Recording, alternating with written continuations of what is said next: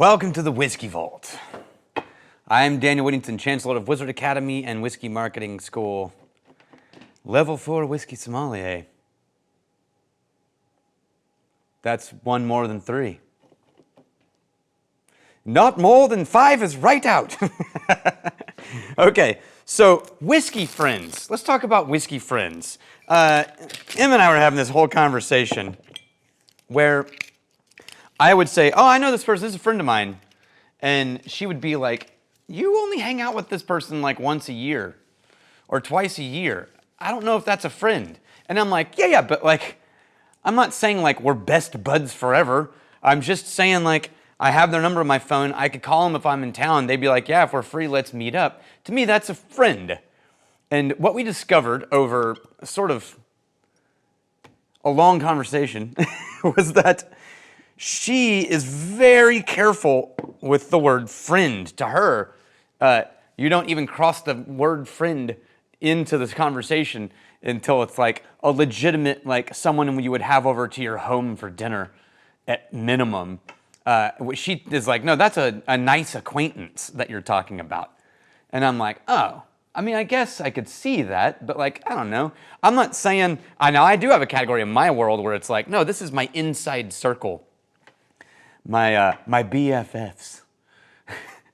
And I treat them differently than just someone I'd say, yeah, that's a friend of mine, lives in Louisville. I only see him every twice a year.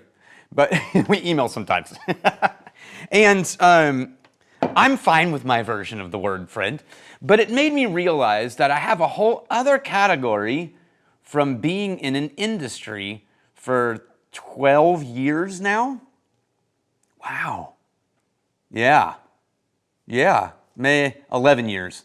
Being actively in the whiskey industry, specifically, not just like a bartending or drinking whiskey, but like actively in the production side of brands and internet and marketing and promotion and training. And you know how you have this thing where people always joke about my work wife or my work husband, which I've always thought felt real weird. I never really bought into that one. It always just feels like tiptoeing into danger zones. But I would like to propose, and probably this is already happening, and like most things, I'm behind the curve and just now finding it out.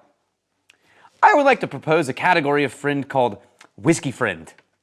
And this is somebody that the rest of your family may have never met. And they may not be on your Christmas card list, but you consider them a real connection in the realm of your whiskey friends and whiskey experiences. It's someone in a whiskey forum that you like have a connection with, and you guys are always kind of chatting and have the same view. Or it's someone in the whiskey industry that you only meet up with at, when the American Single Malt Commission gets together, but you look forward to seeing them and you're texting them and making plans on where you're going for dinner, but they've never been to your house and probably don't even know where you live. They may never have met your wife or your kids, right? But you would be like, nah, these people are cool, I like them. Whiskey friends. At some point, whiskey friends cross into true friendship. But there's a middle zone where it's like you're more than acquaintance, but like you're not on my Christmas card list, but I really like you. That's a whiskey friend. I say that because I'm about to drink some whiskey from a couple of dudes who are quickly entering in my world what I would consider to be whiskey friends, as opposed to industry acquaintance. And right now it's one-sided, because they haven't accepted my friend requests. And I sent them a Valentine's box, and I got nothing back. It's very embarrassing. It was roses and chocolates. I'm pretty sure Ryan ate it all. Anyway, won't you be my Valentine? This is Pursuit Spirits, Pursuit United. Now, Kenny and Ryan started the Bourbon Pursuit podcast. I think they even predate the Whiskey Vault channel. Or if not, we're like really close to the same founding, because we started the Whiskey Vault in 2015. And I can't remember when Bourbon Pursuit started, but it was either before that or like right around that. And they become, I am going to argue, and I don't have any metrics for this, I think the #1 bourbon podcast other than Whiskey Cast, Mark Gillespie, which is awesome, by the way. You should also check that one out. And they've always been entertaining. Always loved listening to the storytelling, and the guests that they have are really fun. And a while back, they decided to step off of the commentary sidelines and enter the fray. And they started Pursuit Spirits. And they started sourcing and then doing single barrel releases. And for a little bit, they were independent bottling. Like, here's this whiskey from this brand, and blending, but really focusing on blending a lot. And then they got carried away and opened up a physical location on Whiskey Row. and now they've entered the terrifying field of drama with all the other producers who understand a whole new level of, oh, but they're doing a great job of it. And I gotta say, just for a pure shout out, one of my favorite Instagram channels doing it really, really well. I was in Louisville for business last October. Yeah, October. And happened to have a free afternoon before I went back to the airport and popped my head in and ended up getting to sit down and hang out with them for a little bit.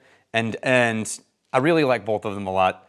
And so this entire video is just for me to be like, I think we've got cool whiskey friends in the industry. Like, I think one of the things, and I'll come back to that. First, let's try this. And one of the things I love about Pursuit Spirits is how completely transparent on everything they are, as much as they can be.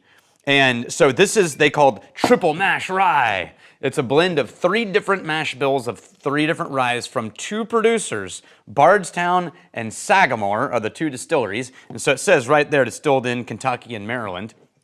But Sagamore had 2 different mash bills, rye mash bills. One 95.5 and one 55, 43 corn, 5% malted barley. And then a Bardstown 95.5. And if you don't know what that means, it means 95% rye, 5% malted barley. It was a mash bill that became kind of MGP's standard rye release for a long time, and a lot of other producers who are also allowing people to contract source from them created that same mash bill. It's at least 4 years old. This one is 121.8 proof, uncut, unfiltered, barrel proof. It's a very classy label. I like the bottles too. Now, and also I say this to say, it's gonna be hard for me to be objective on this, the same way it always is when I am trying something from one of my whiskey friends, because I like see people succeeding. And so I'm not gonna be like, it's amazing, oh my God, this is terrible. But I'm not an objective reviewer by any means. On the nose. Ooh. Cinnamon chocolate for a real split second. Super cinnamon and kind of chocolatey. Ooh, there we go. Now we're getting the clove and almost spearmint honey, if that's a weird combo, but it's very lively, but it's also got like a threaded softness to it. So it's a lot of glitz and glam, but also connective tissue in the nose. That honey is kind of holding things together. Okay. Cheers.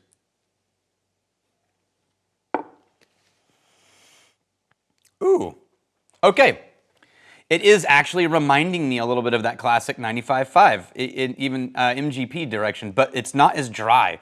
It's got this note on the palate that I always describe as a cola syrup.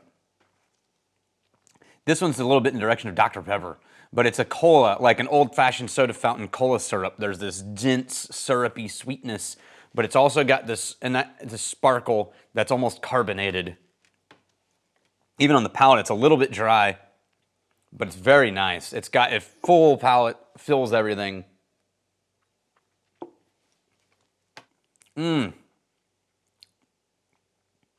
That's got a lot going on. It's also high proof. I'm gonna add just a little bit of water. Also, they have a Patreon, which as a nonprofit, I can't tell you to go sign up for, but they have a Patreon.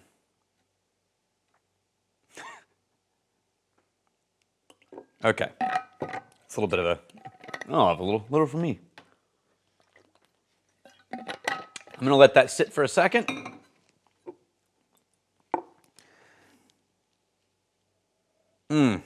It softened the nose, the spice dropped. The cola comes into the cola note, dense syrupy cola note comes into the nose. Oh, and it reversed. Wow, that's really weird. It reversed the experience where the nose got that dense cola and the palate got that spicy sparkle. Wow, it's really interesting. I like it. Rye is not my favorite thing, but over the 10 years of this channel, 11 years of this channel, I've learned a place in my heart for rye, and I found a few producers that I really love. Ironically, Sagamore is one of them. And so it's no surprise that I'm digging this. All right, whiskey friends. I've talked about this before, but I want us to take a moment to find a little bit of gratefulness in our hearts for the fact that, like, the whiskey community, by and large, keep in mind, every group has its jerks, but the whiskey community, by and large, as you get into it, as a producer and a creator or a content creator or a maker, what you tend to find is open arms and encouragement. And part of that is all of us in this industry know how hard it is.